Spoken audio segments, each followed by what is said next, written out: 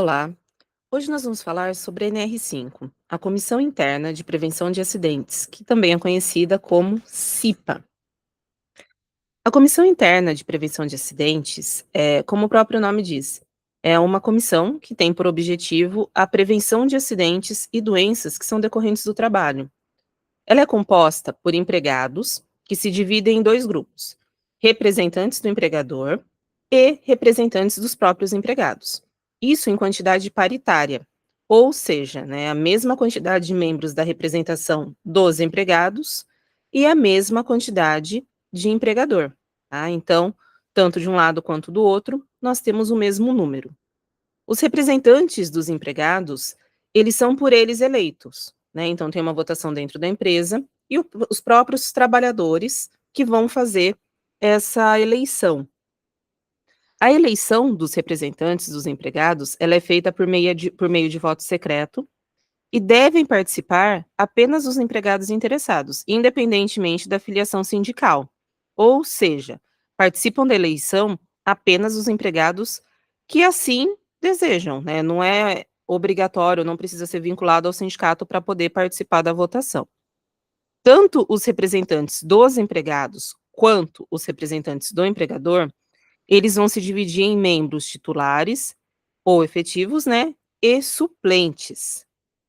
É importante a gente falar que não é exigido que os membros da CIPA eles tenham qualquer qualificação na área de segurança e medicina do trabalho, tá, pessoal? Diferente dos membros do SESMIT, que é o Serviço Especializado em Engenharia de Segurança e Medicina do Trabalho. Os membros do SESMIT, eles precisam obrigatoriamente ser especialistas ali na área. Já no caso da CIPA, não existe essa obrigatoriedade. Os membros da comissão, eles devem receber um treinamento com conteúdo programático específico, conforme a gente vai ver no decorrer da nossa aula. É importante também, pessoal, a gente ressaltar que a relação da NR5, ela faz menção a trabalhadores e empregados, né? Quando a norma diz empregados, ela faz referência àqueles com vínculo de emprego com a empresa. E quando ela cita trabalhadores, são todos aqueles que trabalham no estabelecimento, incluindo empregados de empresas contratadas, tá? Aqui eu coloquei para vocês a constituição da CIPA. Devem constituir CIPA e mantê-la em regular funcionamento todas as empresas que são privadas, públicas, sociedades de economia mista, órgãos da administração direta e indireta, instituições beneficentes, associação recreativa, cooperativa e outras instituições que admitam trabalhadores como empregados. Dessa forma, havendo um órgão público, empregados com vínculo seletista e outros submetidos ao regime estatutário, a CIPA ela deve ser constituída levando em consideração a quantidade de empregados efetivamente vinculados ao regime CLT, tá? Nesse caso, só esses devem ser candidatos e apenas estes podem votar. E no mesmo sentido, somente esses devem ser indicados pelos órgãos como membros representantes da CIPA. A CIPA, ela deve ser constituída por estabelecimento. A obrigatoriedade da constituição dessa comissão vai depender da quantidade de empregados no estabelecimento e também do enquadramento da atividade econômica da empresa, né, em um determinado grupo. Nós temos aqui a primeira diferença entre a CIPA e o SESMIT, no que se refere ao critério de dimensionamento.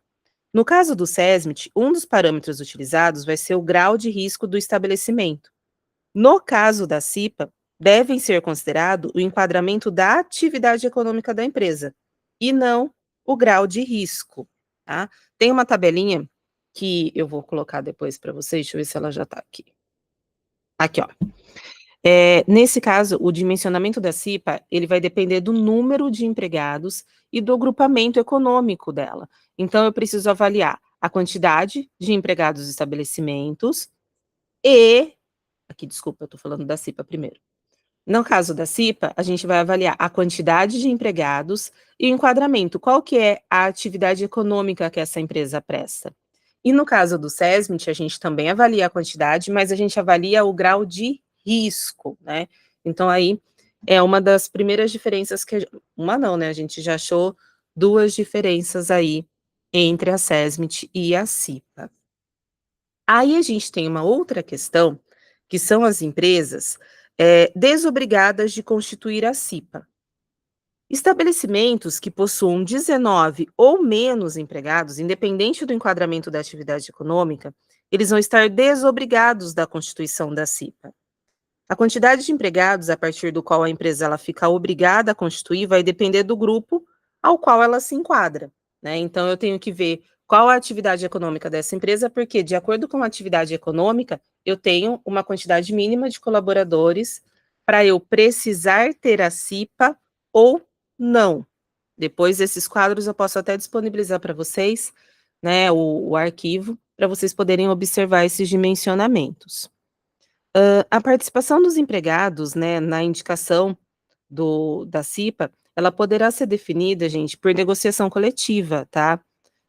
Eu ressalto que o designado da CIPA, ele deve ser empregado do estabelecimento, não podendo ser estagiário, nem o próprio empregador, uma vez que estes não possuem vínculo seletista com a empresa, e eu entendo, por analogia, as determinações referentes à CIPA também se estendem ao designado sempre que aplicáveis, né? Então, na hora de você fazer a eleição, a gente precisa avaliar algumas questões.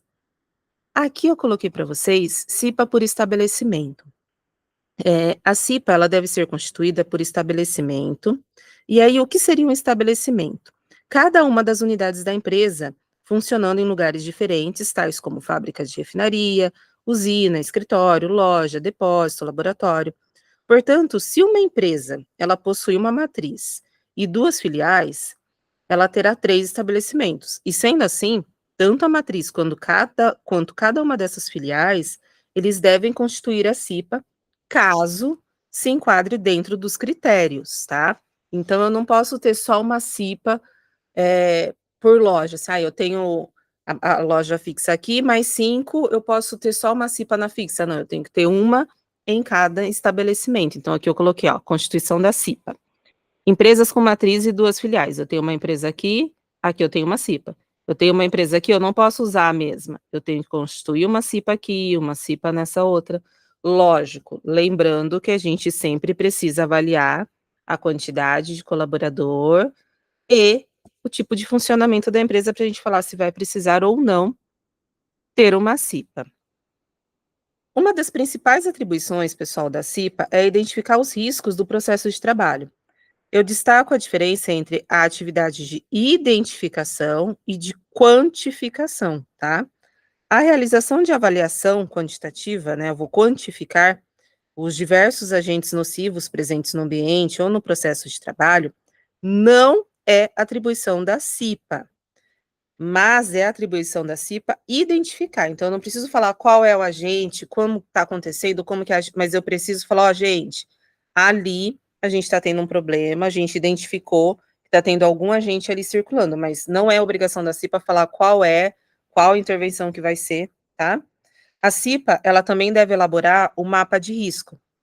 Essas atividades, elas devem ser realizadas com a participação do maior número de trabalhadores e ela deve contar com a assessoria do SESMIT, né, quando houver. Lembra que eu falei, o SESMIT, ele trabalha em parceria com a CIPA?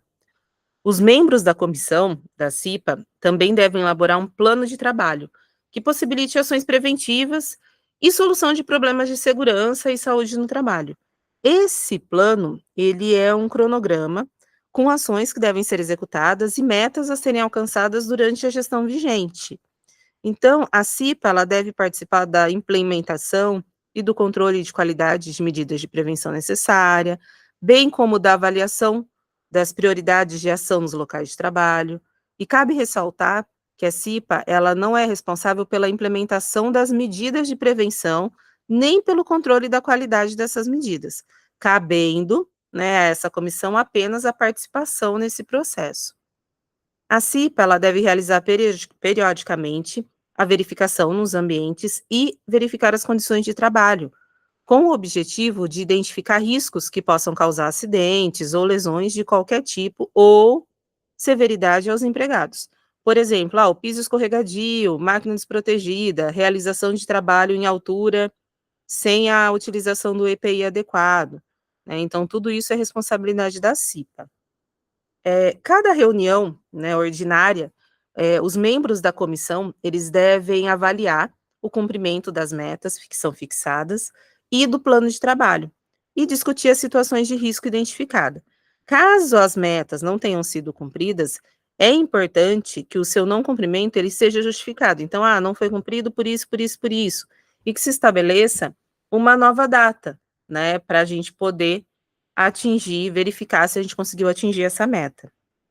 A CIPA, ela também deve divulgar aos trabalhadores informações relativas à segurança e saúde no trabalho, o que pode ser feito por um quadro de avisos, por campanhas internas, palestras, seminários, treinamentos. Essas divulgações, elas não se restringem somente aos empregados da empresa, mas sim a todos os trabalhadores, né, empregados da empresa, terceirizados, e deve ser feita com a CIPA ou designados onde houver das empresas que prestam serviços ali no estabelecimento. Uma outra atribuição da comissão é a participação com o SESMIT, quando tem, tá, pessoal? Das discussões promovidas pelo empregador, para avaliar o impacto das alterações no ambiente, processo de trabalho relacionado à segurança e saúde do trabalhador, modificações no ambiente ou processos produtivos que podem gerar novos riscos. A CIPA, ela também deverá requerer ao SESMIT, quando tiver, ou ao empregador, a paralisação de máquinas ou setor onde considera haver risco grave e iminente à segurança e saúde dos trabalhadores. Dado o caráter, né, de colaboração na relação entre o SESMIT e a CIPA, e não de relação hierárquica, então é aquilo que eu falei para vocês, eles não são um superior ao outro, eles trabalham juntos.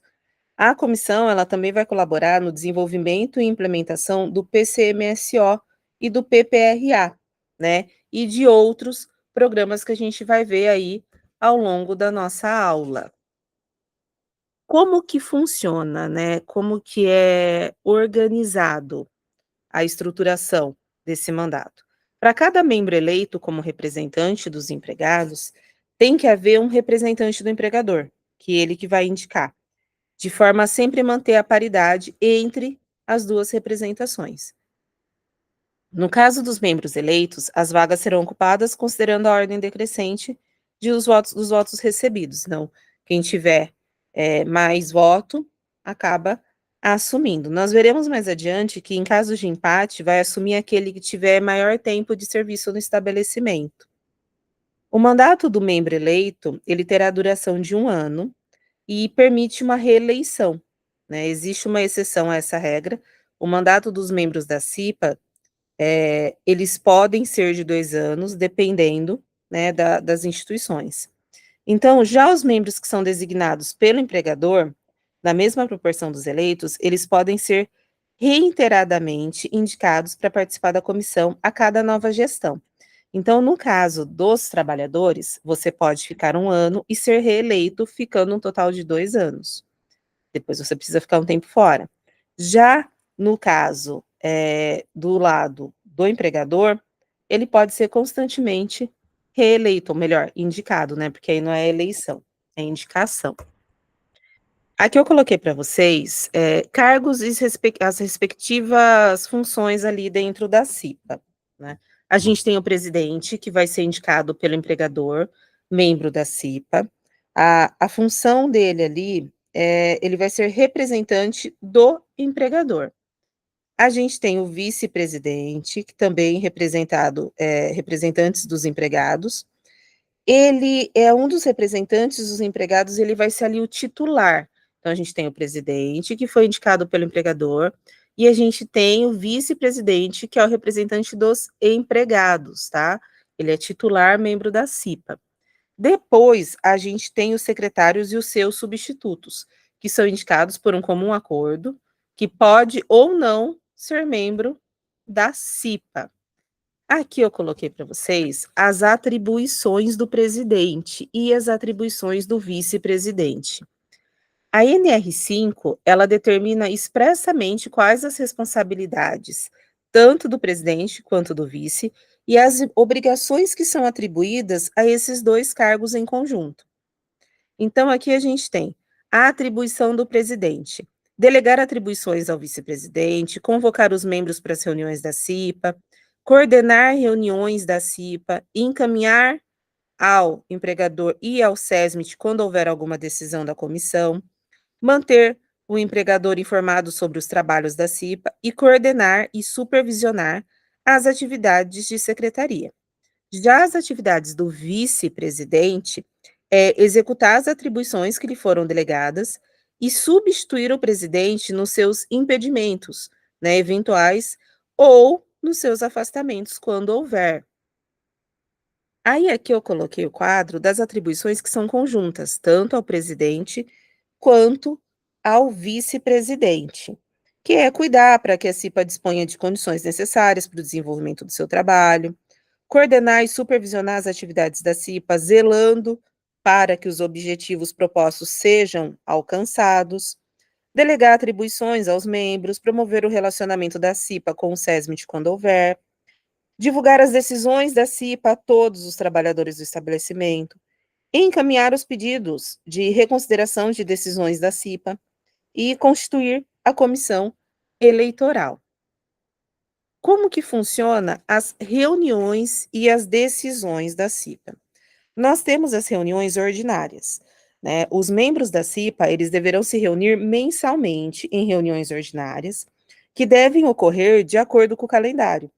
Então, vai ter um calendário pré-estabelecido para que todos os membros, né, possam se organizar durante o expediente normal da empresa, dentro de um local apropriado, para fazer essas reuniões. E nós temos as reuniões extraordinárias.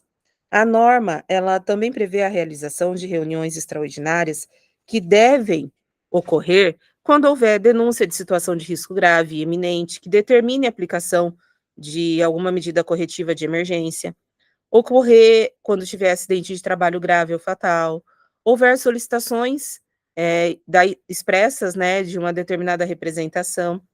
Então, nesses casos, são as reuniões que nós podemos ter.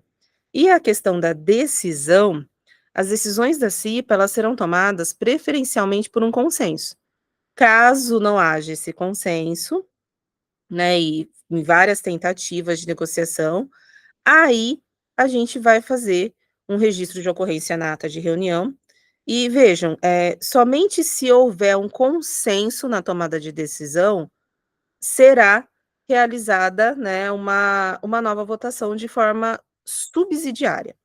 Das decisões da comissão, caberá, pedido de reconsideração mediante requerimento justificado, e o pedido de reconsideração, ele será apresentado à CIPA até a próxima reunião ordinária, quando vai ser analisado e devendo o presidente e o vice-presidente efetivar o encaminhamento necessário.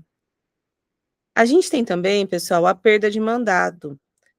O membro titular, ele perde o mandado sendo substituído por um suplente quando ele faltar a mais de 4 reuniões ordinárias sem justificativa. É importante a gente frisar essa questão também, tá?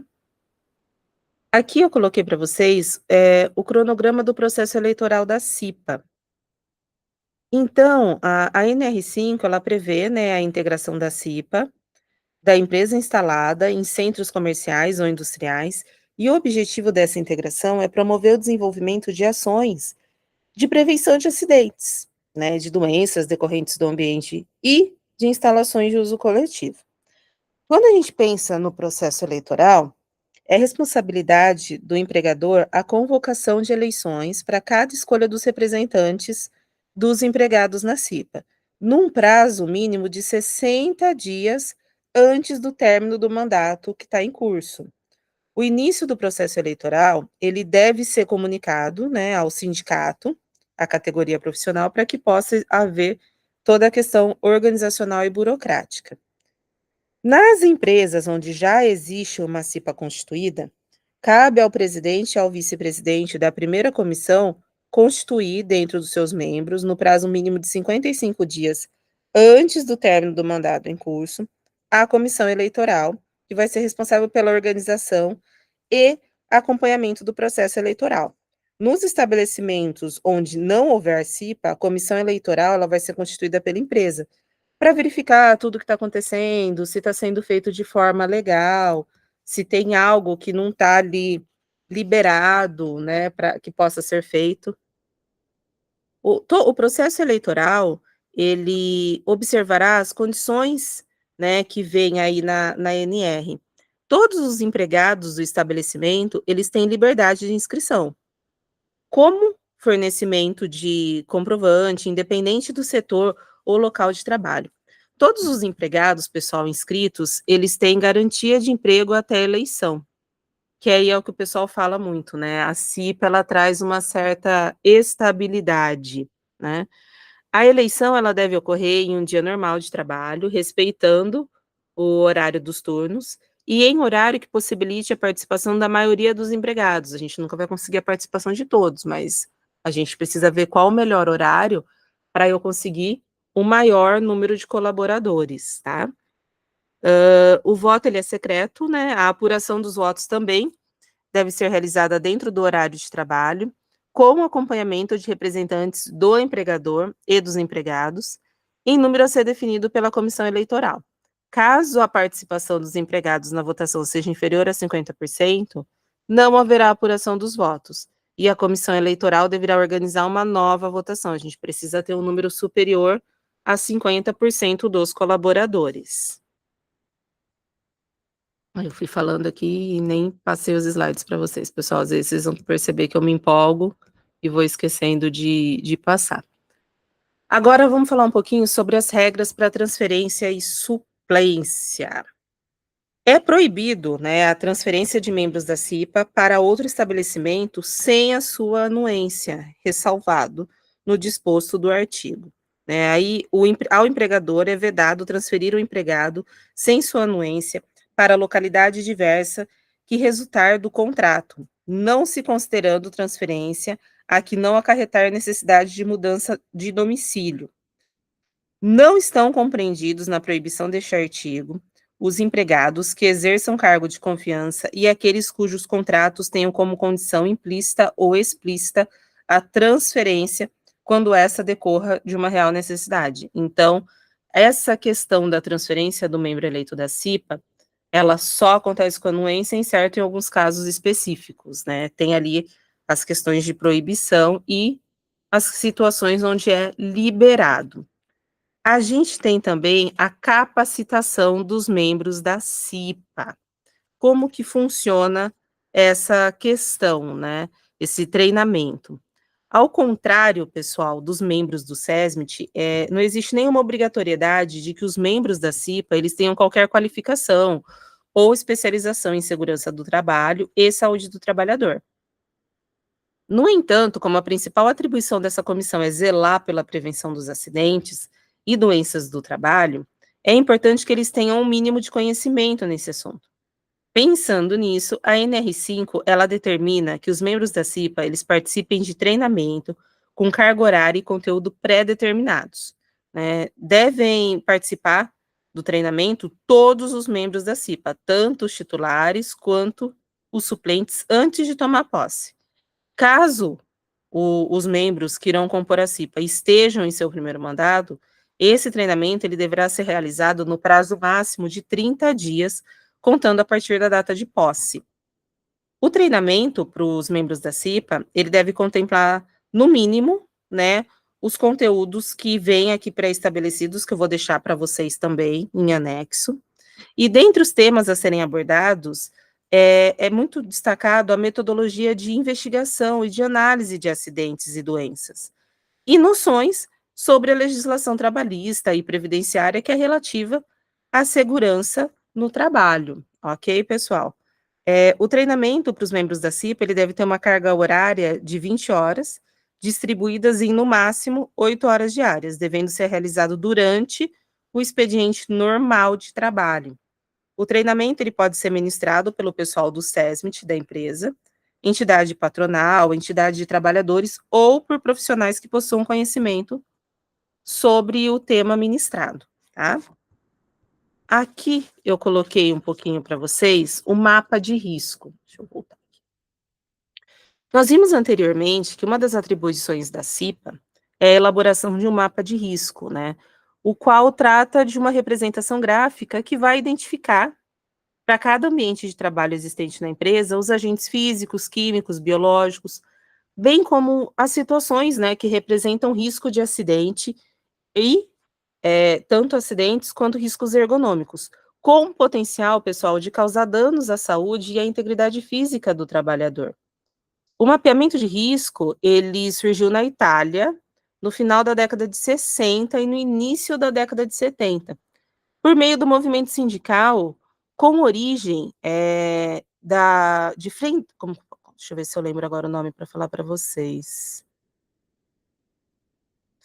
Federazione, não vou lembrar aqui, pessoal, eu sei que é abreviado pela sigla FLM, né, que na época, eles desenvolveram um modelo de atuação na investigação e controle das condições de trabalho pelos trabalhadores, que isso daí ficou conhecido como o modelo operário italiano. Esse modelo, ele tinha como premissa a formação de grupos homogêneos, né, e a experiência ou subjetividade operária, a validação consensual e a não delegação, possibilitando assim a participação dos trabalhadores nas ações de planejamento e controle da saúde nos locais de trabalho, não delegando essa função aos técnicos e valorizando sim a experiência e o conhecimento do operário que estava ali no setor. Naquela época, os movimentos sindicais de vários países, eles começaram a despertar sobre os direitos dos trabalhadores e a um ambiente de trabalho saudável. Somente 14 anos depois, né, da publicação da lei italiana, é que o mapa de risco ele passou a constar em nossa legislação com a publicação da portaria do DSST 5/1992. A participação, né, do maior número de trabalhadores com assessoria do SESMIT, onde houver. Apesar, pessoal, da redação atual da NR5 não entrar em detalhes sobre a periodicidade da revisão do mapa de risco, é importante que ele seja revisado sempre que houver introdução de um novo risco ou alteração de riscos já existentes. Um outro tópico que eu queria falar um pouquinho para vocês é a estabilidade provisória, gente, como eu comentei brevemente no outro slide. Os representantes dos empregados da CIPA, eles têm garantia de emprego com início a partir do registro da candidatura e término 1 ano após o final do mandato, né. A garantia de emprego, também conhecida como estabilidade provisória, segundo, Maurício Godinho, né, Delgado, é uma vantagem jurídica de caráter transitório, que é deferida ao empregado em virtude de uma circunstância contratual, ou pessoa obreira, de caráter especial, de modo, gente, que assegurar a manutenção do vínculo, desculpa pessoal, empregatício, né, por um lapso temporal ali definido, independentemente da vontade do empregador. Então, uma vez que você é membro da CIPA, você tem essa estabilidade, independente da vontade do seu chefe, tá? A garantia do emprego alcança apenas os membros que são eleitos, que são representantes dos empregados. Não abrange aqueles indicados pelo empregador, como seus representantes. Então, quem vai ter estabilidade vai ser da parte do trabalhador, né? Os funcionários que foram indicados e eleitos pelos trabalhadores, não aqueles que foram indicados pelo empregador, ok? Então, isso daí vem, né, como uma forma de beneficiar, né, os trabalhadores. Essa garantia, ela não é absoluta, e sim relativa, porque impede apenas a despedida arbitrária, viu, pessoal? É importante a gente ressaltar isso. Entendida como aquela que não tem fundamento, motivação disciplinar, técnica, econômica ou financeira. É a despedida sem justa causa. Nesse sentido, o funcionário, ele está respaldado. Agora, caso, né, não se enquadre dentro disso, aí sim, ele pode ser desligado da instituição. CIPA e a documentação. Quando a gente pensa, em documentação da CIPA, pessoal, antes disso, deixa eu só ver se eu coloquei aqui para vocês. Não. No outro slide, eu falei para vocês sobre o PPRA, né, e o relatório anual do PCMSO. Então, o Programa de Controle Médico de Saúde Ocupacional, que é o PCMSO, e o Programa de Prevenção de Riscos Ambientais, que é o PPRA, eles são programas, documentos, né, são um programa que a gente fala que é como se fosse um documento previsto, respectivamente na NR7, que fala sobre o Programa de Controle Médico de Saúde Ocupacional, e na NR9, que fala sobre o Programa de Prevenção de Riscos Ambientais. A gente vai falar mais sobre isso nas nossas próximas aulas, mas só para vocês entenderem, teve uma hora que eu falei e acabei não explicando para vocês. Com relação, né, à CIPA e à documentação, o relatório anual, ele deve ser apresentado e discutido na CIPA. O documento, ele vai se basear no Programa de Controle Médico de Saúde Ocupacional. Então, vai ter cópias anexadas, que vão ficar ali para o pessoal poder ver, poder se informar. E aqui eu coloquei para vocês a questão da CIPA e da SESMIT, mas a gente já falou bastante sobre isso, né? As diferenças entre os dois serviços. Pessoal, eu espero que vocês tenham gostado dessa aula. Falar sobre NR não é fácil, são várias informações, são várias NRs diferentes, e cada NR tem aí as suas especificidades, né? É uma parte bem teórica mesmo. Eu vou deixar depois os anexos, eu vou tentar deixar para vocês também as resoluções completas como arquivos complementares. E qualquer dúvida, é só mandar mensagem. Espero que vocês tenham gostado e até o nosso próximo encontro.